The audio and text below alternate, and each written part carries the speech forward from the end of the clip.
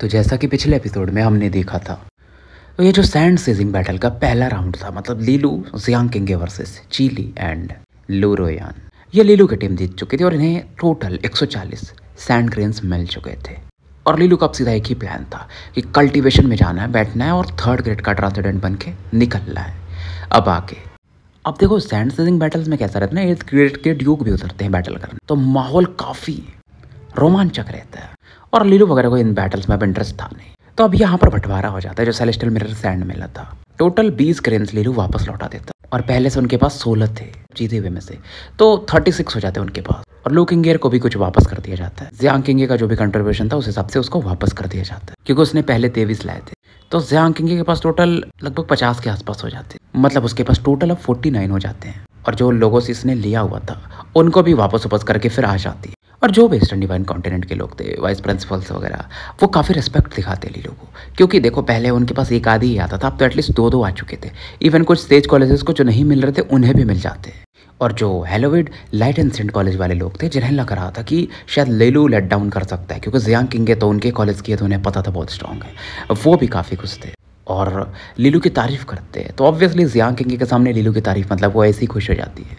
और पूरा होने के बाद जियांग किंगे के पास अभी भी 17 ग्रेन्स बस, मतलब खुद के सोचो। तो वो लीलू से पूछती है अगर तुम्हें चाहिए तो, और लीलू ये ले लेता है। और लोग हैरान थे कि ये बंदी 17 ग्रेन्स ऐसे ही इसको दे रही है। बट लीलू का भी वैसा थोड़ी था, अकेले वो यूज़ करने वाला नहीं था। उसका वही था कि एंसेंट लिम में ये सैंड्स को ढालेगा और उनका पावर और ज़्यादा होकर निकलेगा, तो जियांग किंगे भी साथ में बैठ जाएगी। लू किंगे दूर से देख रही थी, लेकिन उसको मानो इन चीज़ों में कोई इंटरेस्ट नहीं था, ये जो सैंड्स थे।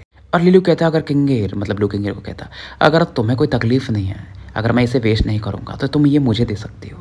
और लू किंगेर ऐसे ही उछाल देती है जो 15 दाने कि रख लो।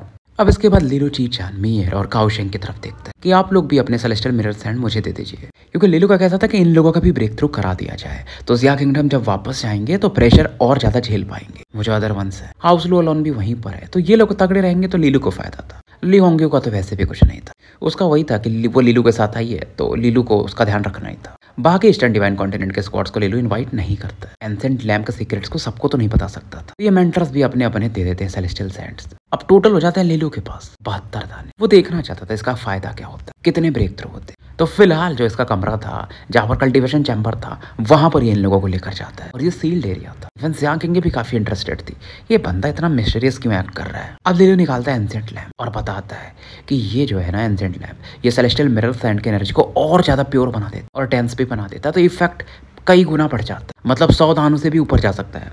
और मैं अपर 2nd ग्रेड के ट्यूब पर इसी की वजह से पहुंचा था। तो ये एक बड़ा रहस्य था।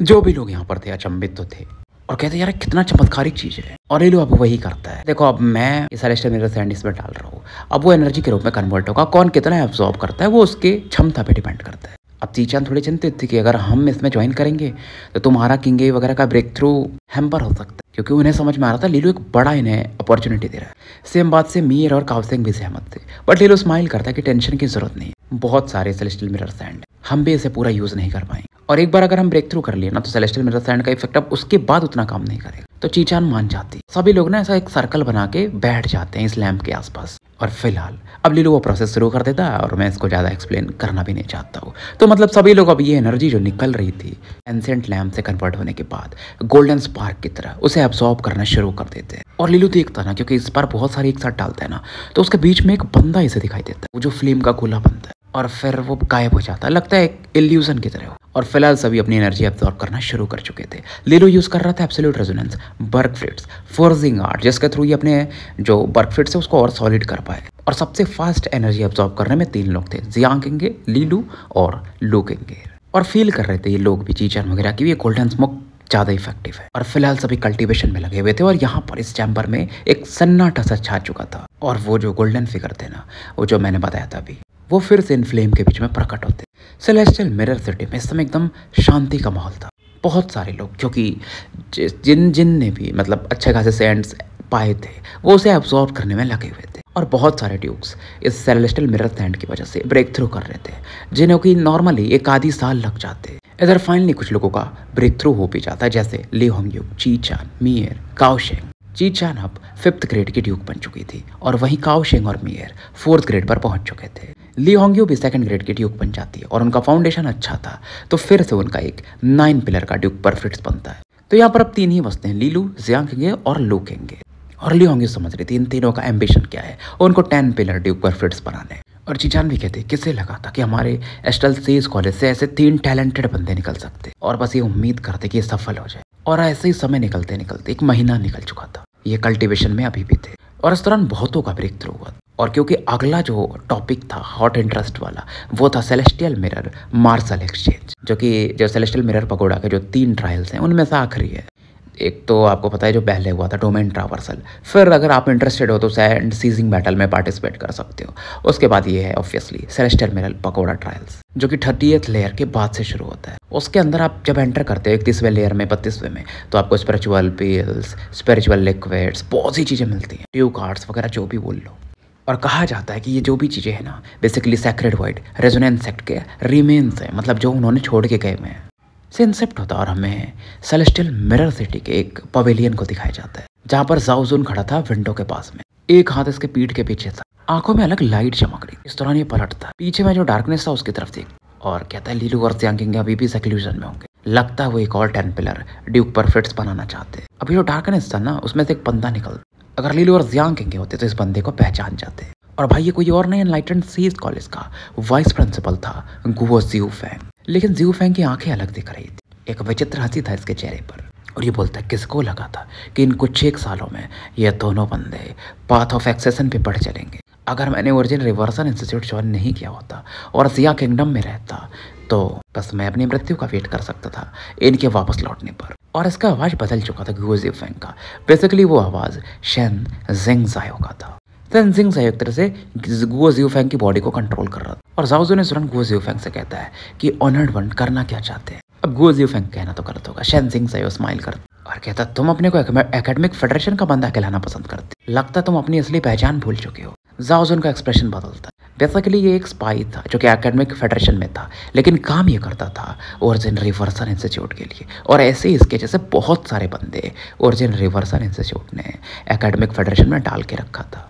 सेंग जिंग जायो इस दौरान बोलता है वो सब छोड़ो, ऑनर्ड वन का कमांड है कि तुम मेरे हर एक ऑर्डर को सुनोगे जो मैं इस दौरान इस मिशन के दौरान बोलूंगा। अब जाओजुन शांत हो जाता और कहता तुम चाहते क्या हो। तुम्हें पता है पहले से कि सेलेस्टियल मिरर पकौड़ा में वांग जुआनजिन है, बायू है, जिंगजी है, खास करके वांग जुआनजिन ट्रिपल क्राउन के, उनकी नजर में तो हम चीटी के समान है। सेंग जिंग जायो कहता है ऑनर्ड वन के पास तरीका है, हमें जो कहा गया है हमें वो करना पड़ेगा। जाजुन कहता है ठीक है, करना क्या है। सेंग जिंग जायो फिर से एक अलग स्माइल देता, मेन काम है कि जियांग किंग को मार देना है और लीलू को जिंदा पकड़ना है। जाजुन कहता है आसान नहीं होगा, अगर वो ब्रेक थ्रू कर लेते तो मैं श्योर नहीं हूँ। सेंग जिंग जायो कहता है तुम भूल रहे हो, मैं भी यहाँ पर हूँ, तुम्हें पता नहीं होगा जिया किंगडम में बहुत साल पहले मैंने इन हंस के जोड़ों को मृत्यु के रास्ते पर लाकर खड़ा ही कर दिया, तो वो मैं फिर से कर सकता हूँ। जाओजुन एक डेंजर तो फील कर रहा था इस बंदे से, और अब ये कुछ नहीं बोलता क्योंकि ऑनर्ड वन ने इसे भेजा है, मतलब तैयारी तो पूरी होगी। इधर कुछ दूरी पर ना शहर में ड्यूक बर्फिट्स दिखने शुरू होते और 10 पिलर्स की औरत दिख रही। जाओजुन उस तरफ देखता है, ये तो डीवो मिंगजुआन, उसने एक और 10 पिलर ड्यूक बर्फिट्स बना लिया, ड्यूक ऑफ लाइट कहलाने के लायक है बंदा। लेकिन तभी दूसरे डायरेक्शन से और ज्यादा एनर्जी दिखना शुरू होती है। 10,000 फीट के पिलर्स बनते। सेंग जिंग जायो भी उस तरफ देखता है और उसे पता था उस लोकेशन पे ईस्टर्न डिवाइन कॉन्टिनेंट वाले बंदे हैं। तो उस एरिया में खतरनाक लेवल का वॉर्टेक्स बनता है, और जो वॉर्टेक्स बनता है ना वो बहुत तेजी से वर्ल्डली नेचुरल एनर्जी को एब्जॉर्ब कर रहे थे। लोग जो थे सेलेस्टियल मिरर सिटी में वो शॉक्ड थे डीवो मिंगजुआन के 10 पिलर ड्यूक बर्फिट्स को देख करके। लेकिन जब उस तरफ देखते हैं लोग तो उनका इमोशन और खतरनाक हो जाता है, और वहां पर ना वॉयलेट क्लाउड्स बनते हैं।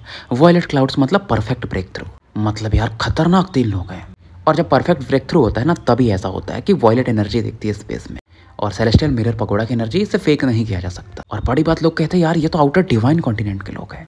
तो फिलहाल ये तीनों बंदे वो जो वॉयलेट ऑरा बनी थी, जो वर्ल्डली नेचुरल एनर्जी को काफी तेजी से एब्जॉर्ब करते, तीनों के जो रेजोनेंट पावर थे अलग अनड्यूलेशंस दे रहे थे, अलग ऑरा दे रहे थे। एक में अलग होलीनेस और प्योरिटी वाली ऑरा थी लाइक सन। दूसरा जो था वो काफी मिस्टीरियस आइस के समान लग रहा था, जो कि मानो हजारों सालों से फ्रीज हो। लेकिन जो तीसरा था ना उसमें अलग ही मिस्टिकल ऑरा लग रही थी, 6 प्रकार की ऑरा एक तो, और एक अलग अलग इंडिपेंडेंट रून्स बना रही थी जो कि ड्यूक बर्फिट्स पर बने हुए थे। और कुछ लोग कहते हैं मुझे पता है वो कौन है, लीलू, जियांग किंग और लू किंग। लेकिन इनके पास इतना सेलेस्टियल मिरर सैंड कहाँ से आया। लू रोयान को दिखाया जाता है जिसका एक्सप्रेशन और ज्यादा बुरे थे, आंख एकदम लाल हो चुकी थी। प्योर फ्रॉस्ट एनर्जी वाले को तो पहचान लेती है कि ऑब्वियसली लू किंग है। और वो अब सेकंड ग्रेड की ट्रांसेंडेंट बन चुकी है। गुस्से में ना पैर हाथ पटक रही थी और बोलती है सब उस लीलू की वजह से हो रहा है और गाली मारती है लीलू को। इसे अफसोस होता है कि मैंने क्यों उनसे बैटल किया, उन्हें इतने सारे सैंड्स मिल गए और वो ब्रेक थ्रू कर पाए। और लू रोयान भी, क्योंकि इधर 2-3 महीने बीत चुके थे तो वो भी सेवन्थ ग्रेड की ड्यूक बन चुकी थी। और ये 9 पिलर वाला ही बनता है, मतलब एक 10 पिलर ड्यूक परफेक्ट्स और बाकी 6 जो थे 9 पिलर्स थे। और अब तो ये 8th ग्रेड के जो ड्यूक होते जैसे शेंकी अवेर वगैरह उन्हें आराम से टक्कर दे सकती है। लेकिन लू कैंगियर के सामने इसकी चीज़ें कहीं ना कहीं पीछे जा रही थी। अब अगर ये फैमिली में लौटते हैं तो गोल्डन ड्रैगन माउंटेन वाले लू कैंगियर को ज़्यादा सपोर्ट करेंगे, क्योंकि एक 10 पिलर ड्यूक परफेक्ट्स बनाना ठीक है, अब उसके 2-2 बन चुके हैं। ऐसा अफसोस हो रहा था कि मैं इतने सालों तक गोल्डन ड्रैगन माउंटेन में फेमस थी, इस लड़की के आने के बाद मेरा पूरा नाम खराब हो रहा है। इधर हमें वांग जुआनजिन, एल्डर बायू और एल्डर जिंगजी को दिखाया जाता है। एल्डर बायू भी देखने में बहुत सुंदर थी और स्पेस को मानो चीर से वे लोग देख सकते थे। इनके जो पैर थे ना वो वाइट स्नेक टेल्स के समान थे, मतलब ये हाफ स्पिरिट और हाफ ह्यूमन कह सकते हो। बेसिकली ये मिथिकल बीस्ट थी लेकिन ह्यूमन फॉर्म में आ जाती थी और कुछ नहीं। और ये डिस्कस करते, लेकिन इतना काफी तो नहीं था सेलेस्टियल मिरर सैंड कि ये तीनों परफेक्ट ब्रेक थ्रू कर पाए। वांग जुआनजिन कहते शायद इनके पास कुछ अलग मेथड होगा, बड़े खानदान से आते तो उस चीज को एम्पलीफाई कर पाते होंगे। जैसे वो बंदा लीलो ड्रैगन फांग लिनियस से है, लड़की वो गोल्डन ड्रैगन माउंटेन की प्रिंसेस है, तो होते रहता इतना।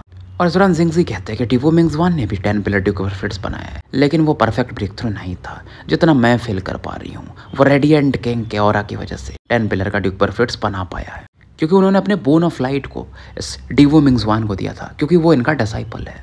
और देखो जो रेडिएंट किंग है ना, पूरे स्ट्रॉन्गेस्ट किंग माने जाते हैं हेवनली एम्परर के नीचे में, मतलब इतने तगड़े हैं वो, ट्रिपल क्राउन किंग है। और शायद कुछ 1 सालों में, मतलब 50-100 सालों में वो आराम से हेवनली एम्परर बन सकते हैं। इवन अपने लेवल के तो वो 10 अदर किंग्स को प्योरीफाई भी कर चुके हैं, एक लेजेंड की तरह गिने जाते हैं। उनका नाम है की हुआंग। इधर हमें उस ग्रीनवुड टावर में दिखाया जाता है जहाँ पर जाओजुन और सेंग जिंग आए होते हैं कि यार जाओजुन कहता है जियांग किंग तो आप 4th ग्रेड की ट्रांसेंडेंट बन चुकी है, अगर मैं अपर 8th पे भी पहुंच पाया ना तो भी उसका मैच नहीं रहूंगा। सेंग जिंग जाओ जब जियांग किंग का नाम सुनता ना उसको अलग स्माइल आता था, क्योंकि वो उसके हार्ट ऑफ लाइट को पाना चाहता था और आखिरी में फेल हो गया था। और अभी भी सोचता है कि अगर वो उसे डिफोर कर पाए तो उसके फ्यूचर लिमिटलेस होगा, बहुत आगे जा सकता है। और होठ चाट रहा था अपने लालच में, शायद अब ये मैं अभी कर सकता हूँ, इसके दिमाग में यही। और अब ये जाओजुन को गुड बाय बोलकर यहाँ से निकल जाता है। और जब यहाँ से चला जाता है ना तो गो जियू फेंग वो थोड़ी देर के लिए थोड़ा बेचैन हो जाता, कंफ्यूज था कि मैं यहाँ पे क्या कर रहा हूँ, मतलब गलियों में, मतलब ये अपने गो जियू फेंग वाले ऑरा में आ चुका था। कुछ समय तक उसके बॉडी में वो सेंजिंग जायू घुस गया था। और फिलहाल ये बंदा जियू फेंग फिर ईस्टर्न डिवाइन कॉन्टिनेंट के एरिया में वापस लौट जाता है। तो ये जो 4 पिलर्स ऑफ लाइट दिख रहे थे सेलेस्टियल मिरर सिटी में थोड़ी देर तक रहते हैं, फिर गायब हो जाते हैं। टिवो मिंगजवान इस दौरान अपने हाथ को पीछे करके खड़ा था और उस तरफ देख रहा था जिधर 3 10 पिलर ड्यूक परफेक्ट्स की लाइट चमकी थी। सॉन्ग सिंह भी इसके साथ खड़ा था और वो कॉन्ग्रेचुलेट करता है इसे कि वेंटर टिवो आपने फिर एक 10 पिलर बना लिया। सॉन्ग सिंह जो था वो ये अपर 8th ग्रेड का ड्यूक बन चुका था, लेकिन 6th ग्रेड पर जो टिवो मिंगजवान अब इसके पास 3 10 पिलर ड्यूक परफेक्ट्स थे, तो वो काफी बड़ी बात थी। और उसको लगता था कि अब डिवो मिंगजवान इसको टक्कर दे सकता है या हरा भी सकता है। बट डिवो मिंगजवान बोलता है लेकिन मेरा पाथ ऑफ एक्सेशन का रास्ता तो वैसे ही खत्म हो चुका है, या तो मुझे कुछ अच्छी अपॉर्चुनिटी मिल जाए कि ये जो मेरे 9 पिलर के ड्यूक परफेक्ट्स हैं मैं इन्हें रीफोर्ज कर सकूं, मतलब फिर से बना सकूं, तभी मैं ट्रांसेंडेंट ड्यूक बन सकता हूँ। क्योंकि ट्रांसेंडेंट ड्यूक बनने के लिए आपको टोटल 7 तो मिनिमम चाहिए 10 पिलर के ड्यूक परफेक्ट्स, और इसे उसकी उतनी उम्मीद भी नहीं थी क्योंकि वैसी चीज़ें मिलना बहुत मुश्किल होती। और अभी ये जो 10 पिलर ड्यूक परफेक्ट्स इसने बनाया वो तो रेडिएंट किंग के ऑरा की वजह से बना पाया था। बट सॉन्ग सिंह कहता है कुछ भी हो यार, तुम्हारा जो फाउंडेशन है बहुत तगड़ा है, तुम किंग लेवल में तो आराम से जा रहे हो, पाथ ऑफ एक्सेशन से बुरा रास्ता तो नहीं है वो। बट डिवो मिंगजवान इसका जवाब नहीं देता है, क्योंकि ट्रांसेंडेंट ड्यूक अलग होते हैं यार, सुप्रीम पावर माने जाते हैं। अगर सेम लेवल का बंदा हेवनली एम्परर बनता है पाथ ऑफ एक्सेशन से और कोई किंग लेवल से, तो ऑब्वियसली पाथ ऑफ एक्सेशन वाला बंदा ज़्यादा स्ट्रॉन्गर होता है। डिवो मिंगजवान कहता है उसकी आवाज़ में एक फियर भी था कि जियांग किंग ने फिर से एक 10 पिलर के ड्यूक परफेक्ट्स बनाए, क्योंकि ये बंदे ने अभी ब्रेक थ्रू इसलिए किया था क्योंकि उससे खतरा तो फील हो ही रहा था जियांग किंग से, और इसे लाइट ट्रांसेंडेंट आर्ट हासिल करना था जो कि सेलेस्टियल मिरर मार्शल एक्सचेंज के अंदर मिल सकता है। और वो अगर इससे मिल गया ना तो फिर भाई इसका पावर लेवल अलग जाएगा, क्योंकि ट्रांसेंडेंट लेवल के ड्यूक आर्ट मतलब आप समझ रहे हो डेस्टिनी से भी ऊपर आते हैं और टॉप लेवल के माने जाते हैं। और डिवो मिंगजवान यही सोच रहा था, सॉन्ग सिंह को बोलता वो 4th ग्रेड की ट्रांसेंडेंट है। तो सेलेस्टियल मिरर मार्शल एक्सचेंज के दौरान मेंटर सॉन्ग सिंह मुझे आपकी भी जरूरत लगेगी। सॉन्ग सिंह कहता तुम टेंशन मत लो, कोई तुम्हें डिस्टर्ब नहीं करेगा उस लाइट ट्रांसेंडेंट आर्ट को हासिल करने से। और ये मन में सोच रहा था जियांग किंग ये लाइट ट्रांसेंडेंट आर्ट तो मैं ही हासिल करूंगा और ये बैटल के ऊपर ही हासिल होगा। इधर जियांग किंग और लू कैंग अपनी आंखें खोल चुकी थी, काफी खुश थी। दोनों पहले एक दूसरे की तरफ देखती है, फिर लीलू की तरफ देखती है। लीलू अभी भी उसकी आंखें बंद थी और उसके सामने में वो 5 कलर का ना वो क्ले बेसिन दिख रहा था, जिसके अंदर से मिस्टीरियस ऑरा निकल रही थी। हेवनली थंडर बाम्बू था जो कि धीरे धीरे बड़ा हो रहा था, और लीलू का जो 10 पिलर ड्यूक परफिट्स थे ना तीनों, वो थोड़ा सिकुड़ने लगता और उसमें से एक ऑरा निकलती है जो कि इस हेवनली बाम्बू को मिल रही। बेसिकली उसमें सोर्स ओरिजिन था, और इसे एब्जॉर्ब करके ना हेवनली थंडर बाम्बू फिर से थोड़ा ग्रो करता है। लू किंगर भी क्यूरियस होकर पूछती है कर क्या रहा है। जियांग किंगे बता, अब पूरा चीजें तो नहीं बता सकती थी, ये जो भी है लीलू के लिए काफी इंपॉर्टेंट है, तो वो इसे ग्रो करा रहा है। हालांकि लीलू के पास एब्सोल्यूट रेजोनेंस की है, लेकिन जो ट्रांसेंडेंट ऑरा भी होती है ना वो वैसे ही काम करती है। जियांग किंगे भी ना अपनी ट्रांसेंडेंट ऑरा अपने 10 पिलर ड्यूक परफिट्स की इस बाम्बू की तरफ भेजती है। लू किंगर भी कुछ पूछती नहीं, मतलब लीलू पहले एब्सोल्यूट की यूज करता है, उसके बाद अपना 10 पिलर ड्यूक परफिट्स की भी ऑरा यूज करता है। तो ये दिख करके जियांग किंगे को भी समझ में आ जाता है, तो वो भी अपनी ऑरा देती, क्योंकि वो ली जिंगे का बहुत रेस्पेक्ट करती और वो इन्हें बचाने में कहीं ना कहीं कहते। अब लीलू जब ये देखता है ना, अपनी आंखें खोलता कि जियांग किंगे वही कर रही है, तो काफी खुश होता है। मन में सोचता कि ग्रैंडपा, आपका पोता और आपकी पोती पूरा प्रयास कर रहे हैं कि आपको रिवाइव कर पाए। अब लू किंगर भी उस दौरान वो ऑरा लीलू की तरफ बढ़ा देती और ट्रांसेंडेंट ऑरा। लीलू बोलता है कि लू किंगर बहुत कीमती है तुम्हारे लिए, इसको यूज करो अपने ड्यूक परफिट्स को स्ट्रॉन्ग करने में। बट लू किंगर कहती है तुमने मेरा हेल्प किया अभी 10 पिलर ड्यूक परफिट्स बनाने में, तो मैं इतना तो कर सकती और इससे कुछ ज्यादा फर्क नहीं पड़ने वाला, बस मैं तुम्हारा एहसान वापस लौटा रही हूँ। अब उसकी भी ऑरा चाहती है, तो हेवनली थंडर बाम्बू और ज्यादा तेजी से ग्रो करता है। तो ओरिजिनल बाम्बू जो था छोटा था पहले, पिद्दी सा था, अब काफी बड़ा हो चुका था, एनर्जी भी उसमें काफी डेंस हो चुकी थी, कुछ मिस्टिकल थंडर रून्स भी बन रहे थे, और ये प्रोसेस लगभग 2 घंटे तक चलता है। उसके बाद तीनों शांत हो जाते हैं। अब जो ये बाम्बू था ना 10 फीट का हो चुका था। अपने दादाजी की ऑरा लीलू फील कर रहा था, इसके अंदर वीक थी बट तगड़ी थी, और इसके दादाजी की ही थी। मतलब बस ये एब्सोल्यूट रेजोनेंस की यूज करता रहा, तो ली जिंग है कि ऑरा बढ़ते रहेगी। और ये थैंक यू बोलता है दोनों लेडीज की तरफ देखकर। बट लू किंगर जानती थी ऑब्वियसली ये जियांग किंगे को तो नहीं बोल रहा, इसी को ही बोल रहा है।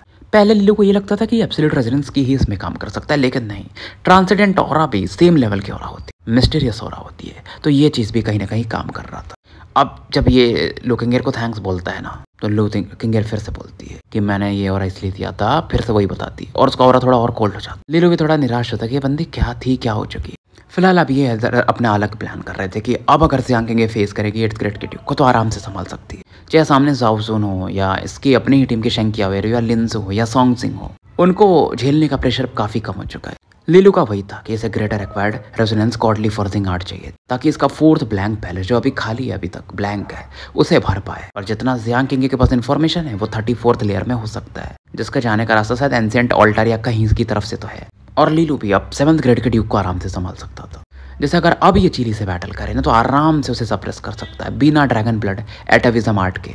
और लीलू अब सेलेस्टियल मार्शल एक्शन में भाग करने के लायक बन चुका था, और वो सोच रहा था मन में कि बस एक लाइट ट्रांसेंडेंट आर्ट मिल जाए जियांग किंगे के लिए, तो वो पाथ ऑफ एक्सेशन में और इजिली पढ़ सकती है। जियांग किंगे इसे थैंक्स बोल रही थी, मैं 4th ग्रेड की ट्रांसेंडेंट बनी तुम्हारी वजह से। दोनों फिलहाल वही पुराने अंदाज में आ चुके थे। इधर लू किंगर तो यहाँ से निकल चुकी थी और काफी क्लोज आ जाते हैं। लीलू बोलते हैं ऐसे थैंक्स तो नहीं बोल सकती। अब जियांग किंगे इसके हाथों से निकल के जाना चाहती थी, बट लीलू काफी क्विक, तुरंत इसे पकड़ लेता है और वही अपना भाई का जानवर वाला हाल किस करना शुरू कर देता है। जियांग किंगे थोड़ा रेजिस्ट करती है, फिर बोलती है चल ले कर ले भाई। लेकिन तभी यहाँ पर एक आवाज सुनने को मिलती, वो वांग जुआन जिनकी आवाज थी, जो कि मानो कल्टीवेशन चैम्बर को भी भेज सकती कि सेलेस्टियल मिरर मार्शल एक्सचेंज 3 दिनों के बाद शुरू होगा। अब ये आवाज आती है तो भाई लोग डिस्टर्ब हो जाते हैं और लीलू को भी अंदर से गुस्सा आता है। तो फिलहाल हम स्टोरी यहीं समाप्त करते हैं और मिलते हैं फिर कल एक नए एपिसोड के साथ। तब तक के लिए मैं आपका साथी एन अल्केमिस्ट AKA मुसाफिर विदा लेता हूँ।